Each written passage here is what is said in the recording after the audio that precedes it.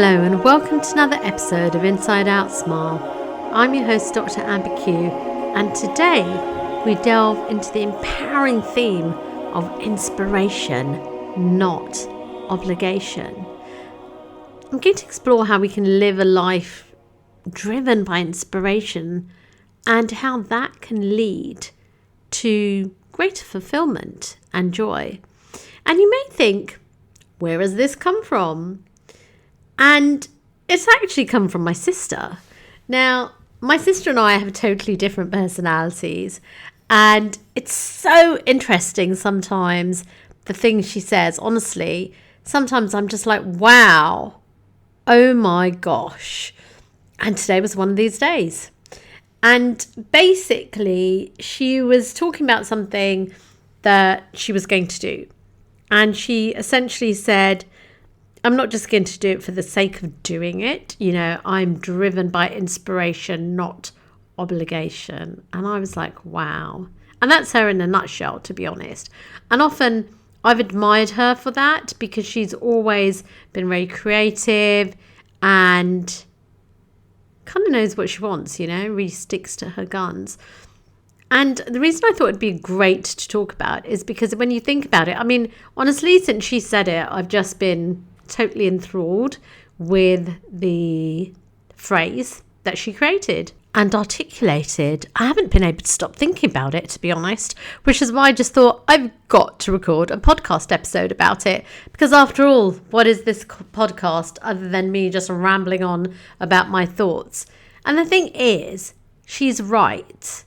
You know, we know that inspiration is something that really stems from internal motivation and passion. And obligation, I mean, even, my gosh, even just saying those two words, you know, inspiration, whereas obligation is just kind of, you feel like, oh my God, that external pressure and the expectations, you know. And when we think about people who live their lives, either from, I don't know, from inspiration or from obligation. Obviously, you don't really hear about the people who live their lives from obligation because those are the people that aren't happy and miserable. They don't do anything amazing. Whereas the ones who are driven by inspiration, those are the ones that we hear about, right? Steve Jobs or anyone in your life. Just think about the people that you know in your life who are driven by inspiration as opposed to obligation. And you'll know that those people, i.e. you know the people who are driven by inspiration because they are just going to be so much more fulfilled. And I think today's era is so amazing because of technology. There are many, many people who've left unfulfilling careers to pursue their own passions and have found even more success and happiness. I mean, it's just incredible. So I've got a cup of tea here, green tea, which I love. And it's just amazing. And why is it so amazing? It's amazing because the benefits of living an inspired life are just incredible. They're psychological as well as emotional benefits. And, you know, you have increased motivation, creativity, life satisfaction. And this is proven, you know, by so many studies, whether it's Harvard Business Review, Flow Research Collective. I mean, honestly, it's just everywhere. And as I said, you know, you can actually pretty much see who's doing that in your own life if you think about the people around you. And perhaps that's you. Perhaps that's you who's living an inspired life, and that's wonderful. But if you're not, how would you identify your own sources of inspiration? I think we're so lucky with the internet because the thing is that there's so many, you know, depending on what, you know, where your interest lies, there's so many I'd say the initial kind of start point is, and I always say this to my coachees, is to find what your strengths are, your values, and kind of move from there, maybe do personality tests, etc. You know, there are loads of exercises and activities that are kind of really, well, excellent at uncovering what truly excites and motivates you if you don't know.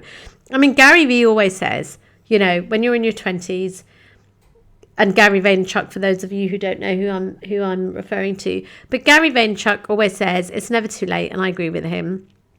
But I think the thing is, when you're younger, in your 20s, Gary Vee says it's all about a journey of self-discovery, trying different things and seeing what you like or what you dislike. And sometimes I think that's true for older people as well, if they've not had an opportunity to do that. And I think that's so exciting because it's so much easier to discover things in today's era, because you can meet people virtually who are doing the thing that you'd like to do. You'd like to learn more about it, experience it virtually before actually traveling somewhere. It's amazing. And I think it's fair to say that people may have initially been driven by inspiration, but after years and years in a particular career, you may feel that, it's become an obligation and you want to try something different. So, I mean, there's that side of things as well. But I think, in this sort of journey of self-discovery, which I feel that we should all make, really, I think the most common challenges and fears are, that kind of uncertainty of either starting again or doing something different, or the fear of failure, depending on how, I guess, that we've been brought up. But there are lots of ways to overcome these obstacles, really. And I think it's all about living authentically, isn't it? Because it's so important to embrace a lifestyle that's driven by inspiration, because life is just so short. And I think, I think that, it's useful to maybe reflect, and this is where journaling really comes in, and being mindful to reflect where in your life that you're following obligations as opposed to inspirations. And then maybe tackling those on a smaller scale before doing something, something bigger. But obviously I'm a Muslim, and so for me, everything is about reflecting and thinking about the afterlife. And that's the whole thing, right? With inspiration, you're driven by a more kind of purpose-led life.